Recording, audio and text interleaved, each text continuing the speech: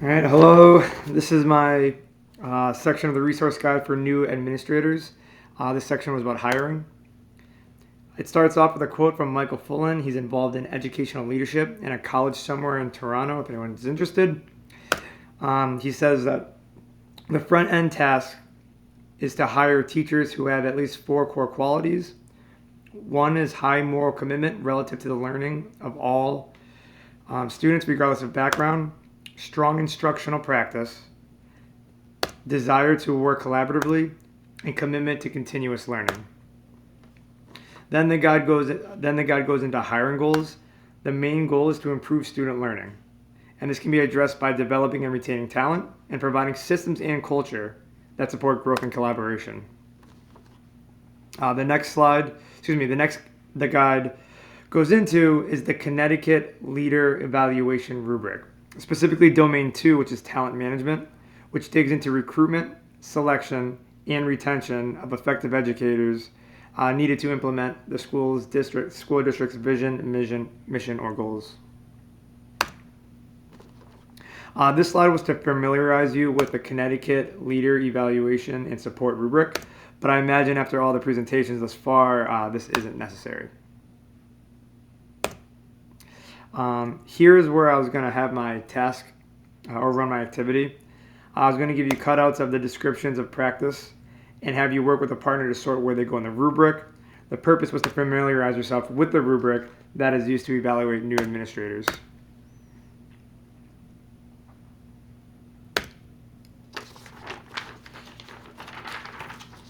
The next page in the guide mentions the importance of knowing your school's hiring practices. So understand your district's hiring policies.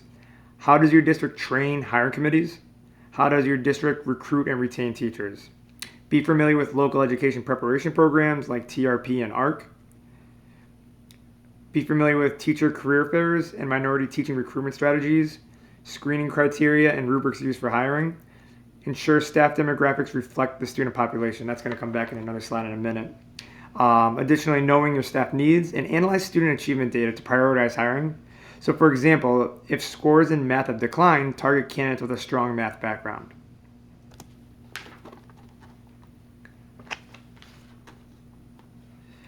Finally, the guide offers more information about hiring.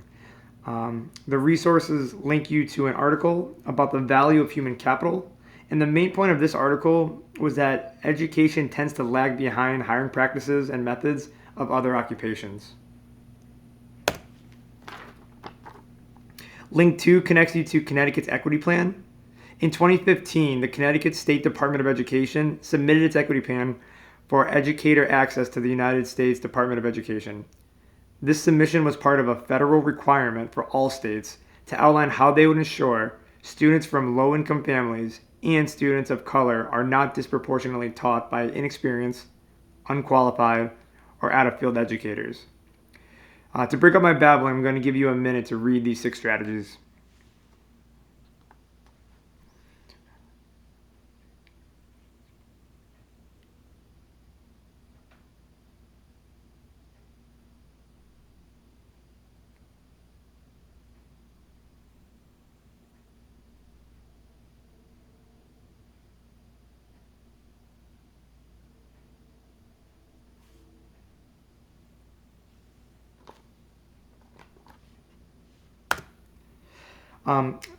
Link 3 links to a 5-year plan. However, this page has not yet been discovered.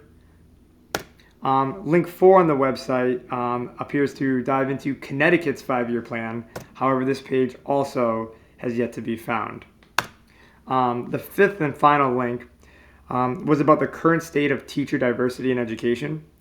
It is a report on teacher diversity and its effectiveness in major cities throughout the United States, and it's emphasizing the importance of representation. The box in blue here were suggestions at the federal, state, local, and district levels to address this challenge. It was interesting reading these results on the presentation here and let you read the suggestions yourselves.